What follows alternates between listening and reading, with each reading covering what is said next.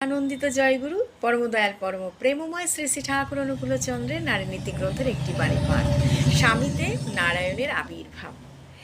যে সংসারে স্ত্রী স্বামীকে আত্মসেবামুখী করে সে মৃত্যু সহযাত্রী, আর যে স্ত্রী স্বামীকে আদর্শে অনুপ্রাণিত করিয়া বিশ্বসেবায় তৎপর করিয়া তোলে তাহার স্বামীতে নারায়ণের আবির্ভাব হয়। বাণী সংখ্যা 143। শ্রী শ্রী ঠাকুর বলেছেন, অপরের মঙ্গল কামনাই নিজে মঙ্গলের প্রসূতি।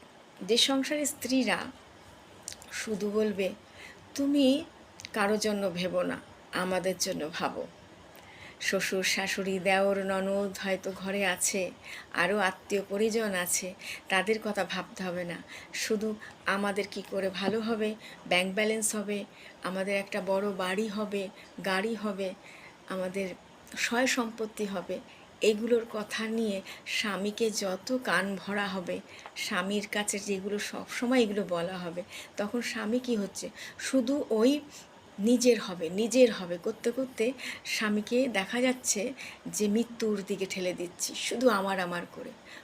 অপরের মঙ্গলের কামনা চাইছি না, আমি আমার পরিবারের কথা ভাবছি না, শুধু নিজের ভালো থাকার কথা ভাবছি, তাহলে সে মৃত্যু পথযাত্রী, ঠাকুর বলছেন।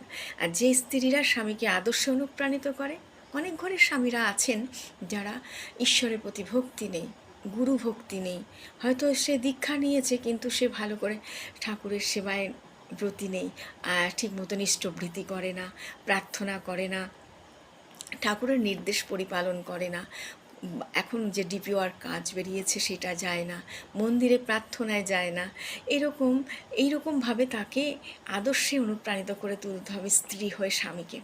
তখন দেখা যাবে সেই সব স্বামীরা কত সুন্দর সকলের কথা চিন্তা করবে, সকলের কথা ভাববে, পাঁচজনের সঙ্গে মিশতে মিশতে সবার সুখ দুঃখের সাথী হয়ে উঠবে, কার কখন কোনটা প্রয়োজন সেগুলোর কথা চিন্তা করবে, আহারে ও কত কষ্টে আছে, আমি যদি এইটুকুনি করে সাহায্য করতে পারি, ওর পাশে গিয়ে দাঁড়াই। এভাবে স্বামীকে যদি অনুপ্রাণিত করে তোলে আদর্শে, তাহলে সেই স্বামীর মধ্যে নারায়ণের আবির্ভাব হয়। সেই স্বামীরা কি সুন্দর কর্মে, জীবনে, সংসারে উন্নতির দিকে চলে।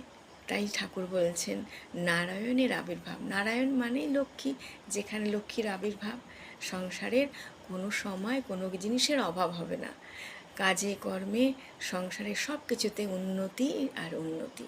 ঠাকুর এটাই আমাদের বলছেন। আমি বাণীটির ওপর এতটুকু আলোচনা করলাম। সকলকে আনন্দিত জয়গুরু, বন্দে পুরুষোত্তম।